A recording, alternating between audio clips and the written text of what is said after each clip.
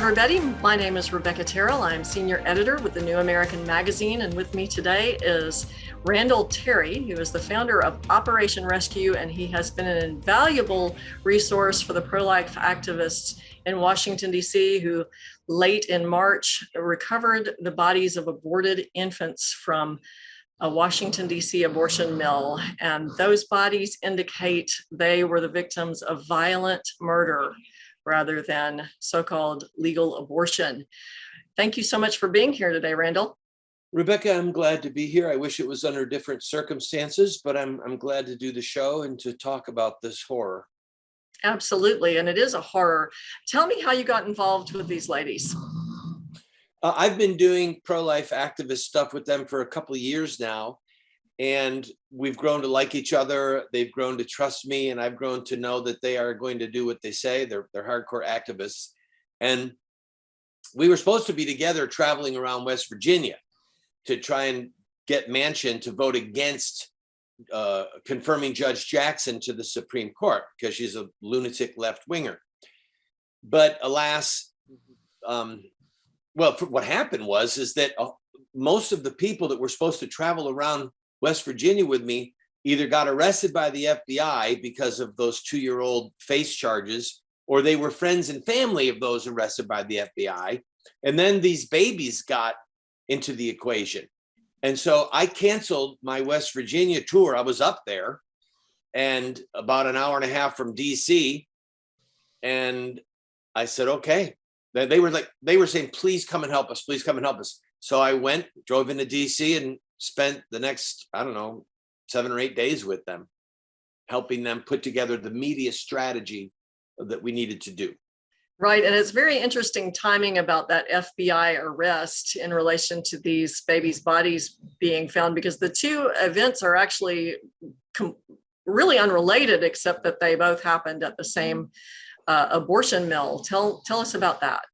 Well, the 9 people who were picked up by the FBI almost 2 years ago did a sit-in of rescue at Sant'Angelo's abortion mill because he is such a vile, despicable human being, a murderer of babies and late-term babies. They did it. There was never any prosecution, never any word, nothing. And about a month ago, the Department of Justice secured an indictment against the 9 of them, which is ludicrous. It's a 1.5 year old charge. It wasn't even a charge. No one was charged. So then when the ladies found the babies, they contacted the local authorities and through their attorney and said, we've got 5 late-term babies. I guarantee you the local police talked to the FBI and they said, wait a minute, one of these is the same people that we've got the indictment. Let's pick them all up. So they scooped them all up. So that was the timing. And now you were part of a press conference that Lauren Handy and Teresa Bukovac had last week in Washington, D.C. Actually, was that 2 weeks ago now? The time is going so quickly. And tell me about what went on there.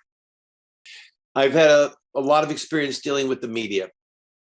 And when I went to D.C., I said to them, listen, let me be the coach. You're the team, you're the players. Let me call the plays because I know how to do this and I know how to get you extensive media coverage. So the first thing we did was we put an embargo on interviews. And I contacted you. We spoke. We did an embargoed interview.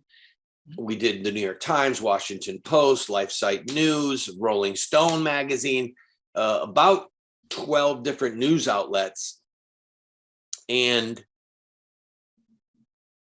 it was just powerful. So there were little dribs and drabs coming out, but we said, look, you've got to have an embargo until 12 noon on Tuesday. And 11 noon on Tuesday, we had the press conference and it was mobbed. I mean, there was no ability to even move around in the room. We had a great amount of coverage. Television, Tucker Carlson covered it. The New American Magazine covered it. And you're both there in really tall cotton, by the way. Tucker Carlson and New American Magazine, they're right there, side by side in this man's soundbite. Yes. So forgive me for making light of a situation, but we had the press conference, and I said to them, look, we're going to tell the story. We're going to tell it quickly. We're going to show some footage, and we're not going to take questions until after our presentation. And it went really well. And it did go well. I watched it. I wasn't able to be there in person, and I did watch it, but I want you to tell our audience what you talked about there to the press. You compared this to Kermit Gosnell's story, and then you also compared it to Nazi concentration camps. Give me those insights again. Well, with Gosnell, he killed late-term babies in Philadelphia, as you know, and ultimately was prosecuted for murder, and he's behind bars for the rest of his life. I believe Santangelo is cut from the same cloth. He is a demon-possessed, demoniac murderer of innocent human beings. And in many ways, you know, there is a God in heaven. He hears the cry of innocent blood, and we don't understand often, why does God let things go so wrong for so long? It's frustrating. At very best, it's frustrating for me and makes me have questions. But I know that he is real. I know that he loves the innocent. I know that he hates the shedding of innocent blood. And what Santangelo has done is a crime against God. It's a crime against man, and it's probably a federal crime under the Born Alive Infant Protection Act and the partial birth abortion ban. And they're trying to say that Lauren and Teresa are somehow the villains in this. It'd be like the journalists from Atlanta saying that the abolitionists were the villains for speaking out against slavery. Right. How have they covered that? Rolling Stone and the Washington Post, have they given you fair coverage, or has it been demonizing? The Post, for the most part, has been fairly accurate. You can see their bias coming through and what they ignore.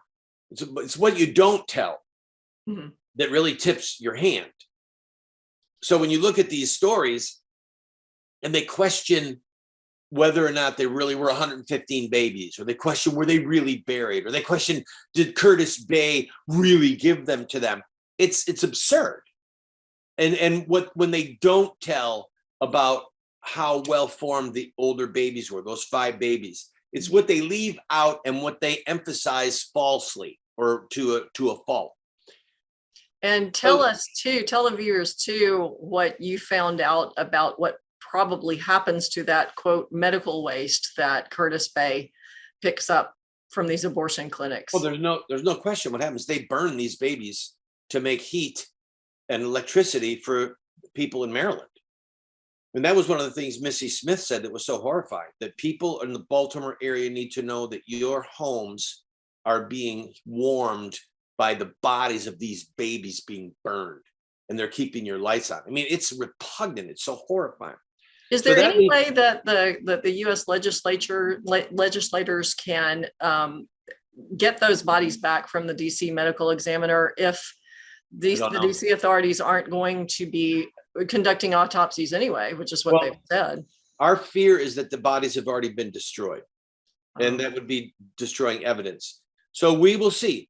Ted Cruz, as you know, wrote a very scathing letter to the mayor saying he will probably hold hearings after he assumes control of the subcommittee after the election. These are, Mayor Bowser is covering up a crime. She's literally covering up a crime. And you have to wonder what her financial connections are to the abortion industry, or if she's just an evil woman, or both.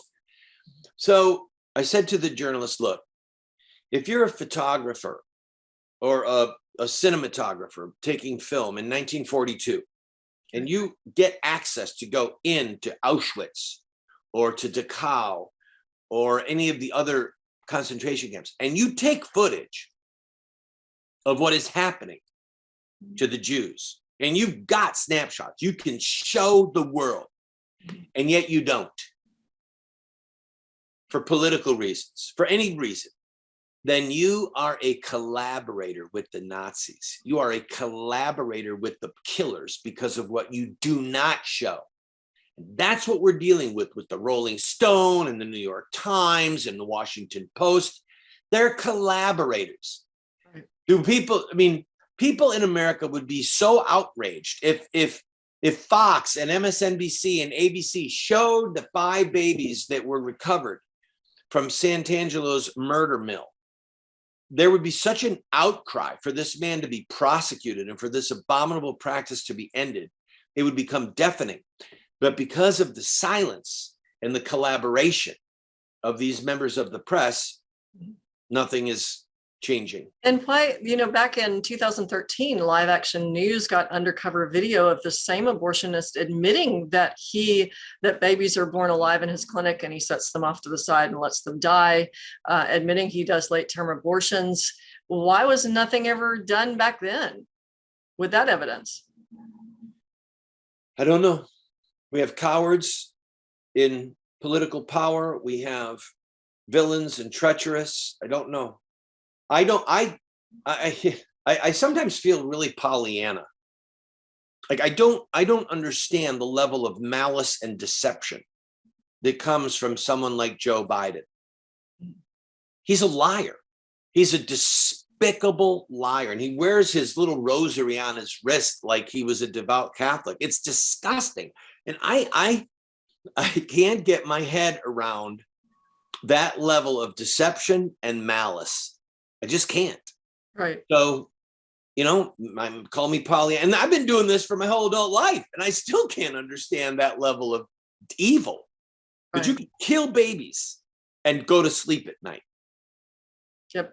Well, it is wonderful that we have people like you and like Lauren and Teresa who are fighting for those innocent lives who cannot speak for themselves. And I really appreciate your time today. Thank you so much for being with us.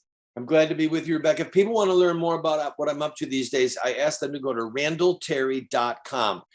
Randall Terry, RANDALLTERRY, randallterry.com. Have a ton of these news stories up. We've got all the letters. We've got different activist stuff that we've been doing. We would love to invite people to come. Wonderful. And we encourage everyone to visit as well. And I will put those links with our video here. So thank you so much, Rebecca. All the best to you. Thank you, Randall. You too. God bless.